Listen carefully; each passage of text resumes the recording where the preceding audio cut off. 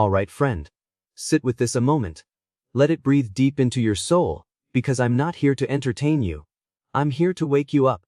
You know what happens after you walk away from the narcissist. Whether you left quietly or with fire trailing in your footsteps, there's this hush that settles, and in that hush the narcissist begins their performance. Painted smile, bright captions, stories of peace and sunshine. Oh, they'll have you believe they're soaring. But don't be fooled. That's not flight.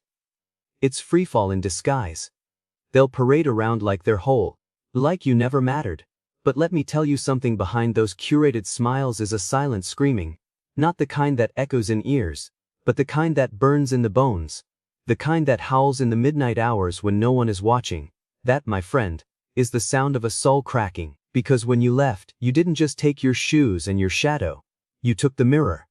And that mirror, it was everything to the narcissist. Not because it showed you, but because it reflected them. It showed them their glory, their worth, their power, through your eyes. And without that reflection, they don't see themselves. They don't know who they are. They're like a ghost staring into an empty frame, hoping to see a god, and finding only dust. You see, image isn't just important to the narcissist. It's their very identity. The applause, the praise, the control. It's all part of their script. And when you drop your role, when you stop playing your part in their twisted little theater, the stage goes dark.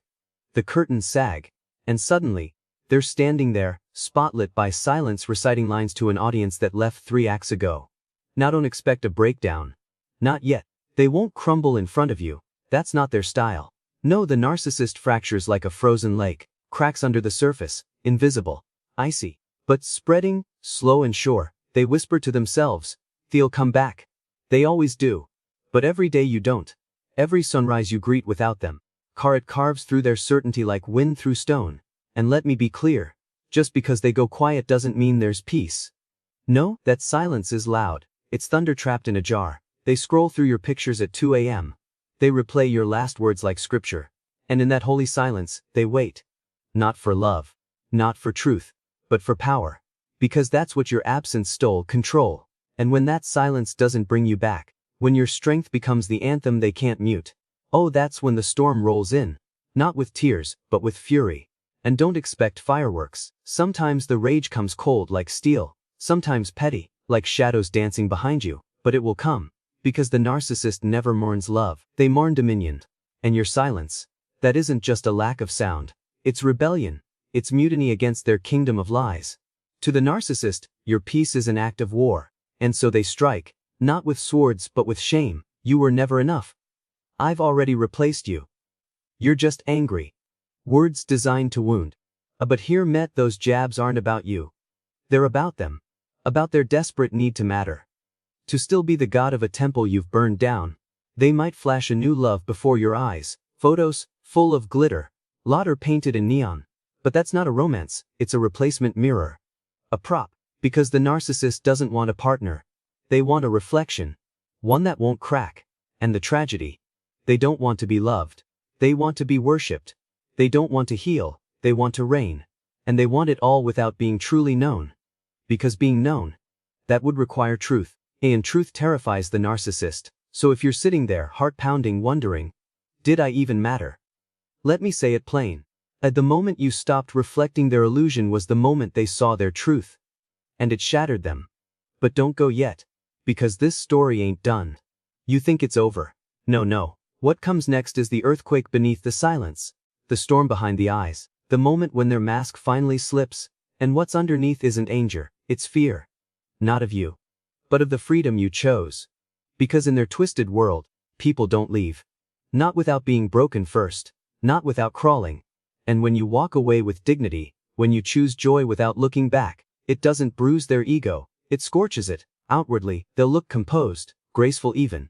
But beneath that stillness is a battlefield. Burnt and bloodied. The calm is a lie. It's the pause between lightning strikes. Friends will whisper. Posts will be watched. Their name might creep into places you never expected: your workplace, your family, your inbox. Not because they miss you, but because they can't stand that you escaped. And when none of their games work, when you don't react, when you don't respond, they unravel. You stop looking like prey, you stop feeling like theirs, and that's when their world begins to rot from the inside out. Quiet bitterly. Not with screams, but with rumors. With stories crafted in dark rooms, told to strangers like gospel. They rewrite the tale. Make you the villain. Because they can't handle the truth that you're out there smiling, living, unburdened. And just when you exhale, just when the air feels clean again, they reappear. Not with love, with manipulation, not with healing, with hooks. I've changed, they say. See you now. But they don't see you. They see opportunity.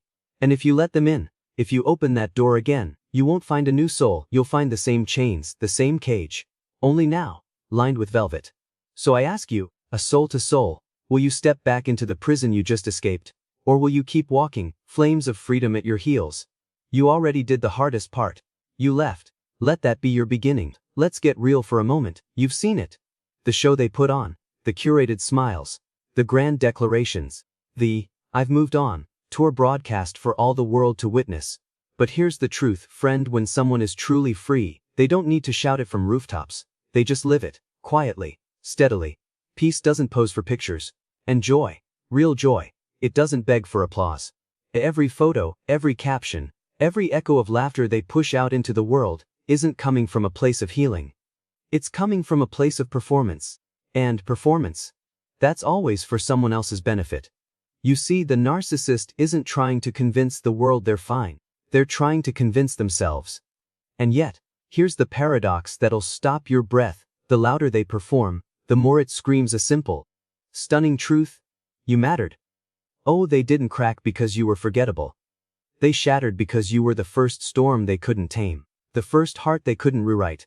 The one who walked away and never turned back. That kind of power, it terrifies them. But the narcissist doesn't grieve. No, they rebuild. Fast. Not because they're healed, but because they can't be alone with themselves. They don't seek restoration. They seek replacement. There's someone to mirror them again. Someone who doesn't know the script yet. Someone wide-eyed, soft-hearted, and unaware of the shadows lurking behind that charm. Enter the new one. And oh, does it look like magic at first? Compliments flowing like honey. Promises wrapped in silk. Attention that could light up a city. But this isn't love. It's emergency surgery. This is duct tape over a fault line. They're not falling for someone.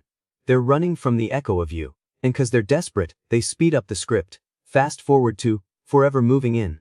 Wedding bells. Matching outfits. All of it performed with urgency. Because the silence you left behind is still ringing in their bones. But then, the cracks begin. The new one doesn't reach the same depth. Doesn't challenge them. Doesn't reflect the same fire you did. And the narcissist, they begin to itch. Not with longing, but with frustration.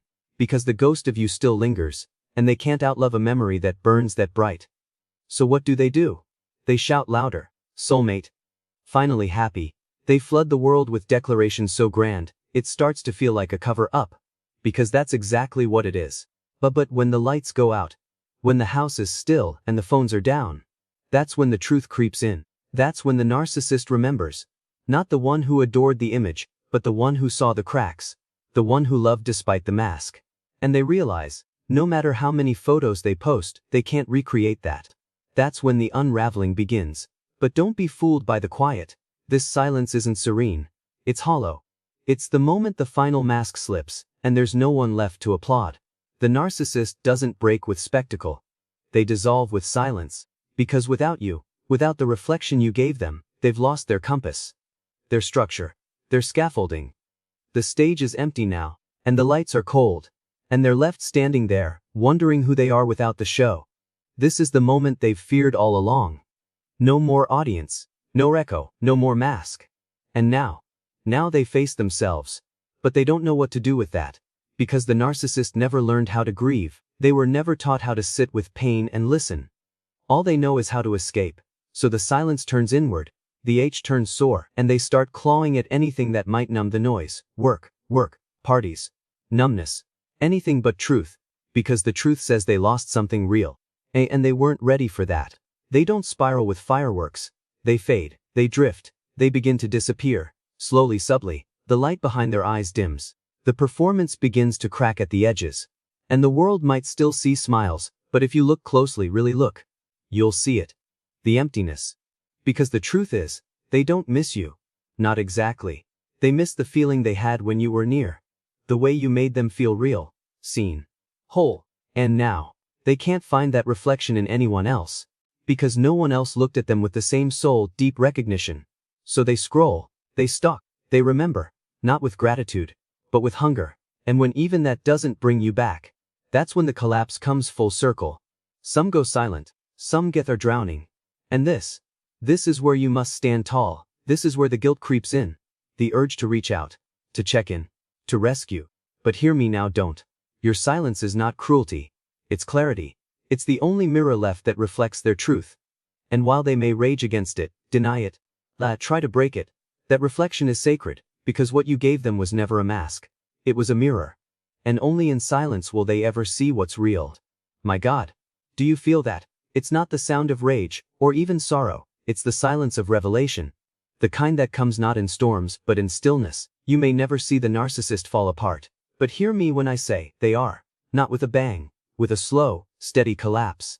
Like a building crumbling from within, while the paint on the outside still looks fresh. But this isn't just the end of a relationship. This is the funeral of a delusion.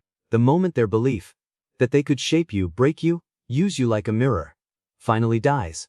And it didn't die with screaming. It died when you chose the truth over illusion. When you walked away, not to destroy but to live. Then now the narcissist finds themselves at the most terrifying place a person like that can ever arrive at, the center of their own emptiness. No applause. No audience. Just the quiet void of who they really are when no one's watching. And at that crossroad, there are only two paths. The rare one is the path of awakening. It's not lit with neon or fireworks. No, it starts with a whisper. That tiny voice inside, saying, I don't know who I am anymore. And if they have the courage to stop running, if they surrender to that they seek help. Sit in therapy. Listen to truth, not to perform, but to transform. And it's hard. Oh, it's hard. But they start to peel back the layers. They stop using love as leverage. They begin, for the first time in their life, to feel. And from that death of ego, a real human might be born. But don't hold your breath. Most don't take that road. Most go back to what they know: masks, mirrors, and manipulation. It's familiar. It's easy. Another partner, another play, another round of false promises. But this time, it's hollow. The lines don't land. The charm doesn't spark. Because they're not believing anymore. Not in themselves, not in the game. They're certainly not in love. They're not hurting people out of pride anymore. They're doing it because feeling anything, even causing pain, is better than feeling nothing. That's not power. That's wrought with a smile. And if you were the one who once stood by them, the one who held their hand, prayed over their potential, forgave the nights they vanished, the words they never said. Let me speak this into your heart. You were never meant to be their healer. You carried more grace than they knew what to do with. You held up the mirror when they flinched from their own reflection. You stayed longer than anyone expected. And when you finally left, it wasn't an act of anger, it was an act of honor. Now, in their silence, in their spiral, in their shadowed regret, they'll remember you. Not with rage, not with clarity, but with that quiet that creeps in when a person finally realizes the only one who ever saw them is gone. And that is your legacy. You didn't break them. You revealed them. And when they refused to see, you walked, not to punish, not to prove, but because your soul deserved more than performance. It deserved presence. Maybe you've asked yourself, do they regret it? Do they miss me? Do they ever remember me when the spotlight fades and they're finally alone? Yes. But not in the way you dreamed. Not with change. Not with repentance. With confusion, with absence. With the haunting realization that you were real in a world they made of paper. And now, you're gone. But you are not lost. You are not diminished. You are not what they said you were. You, the one they once called too sensitive, too emotional. You are too much. You are the one who walked away with dignity burning like a torch in the night. You left, not with a scream, but with a stillness so fierce, it split their world in half. And you never needed their apology. You never needed them to say, you were right. You just needed to be free. So let me say this, as clearly and as boldly as I can: don't go back. Not even in your mind. Don't replay the scenes. Don't rewrite the ending. Don't stand at the door of someone who watched you leave and said nothing. You don't belong there anymore. Because you, my friend, have crossed the threshold into something sacred. You've stepped into the life that waits after betrayal. The life where you see yourself. Not through their lens, not through their silence, but through your own rising. You're not fragile. You're forged. And no matter how many masks they wear, no matter how loudly they pretend to forget, They do remember. Because the truth you carried into their darkness is the same truth that will echo in their silence. So walk on, lift your head, not because you're trying to prove anything, but because you finally see. And now, you don't wait for anyone to join you. You've got somewhere to go, and you are rising. And this time, you're never looking back.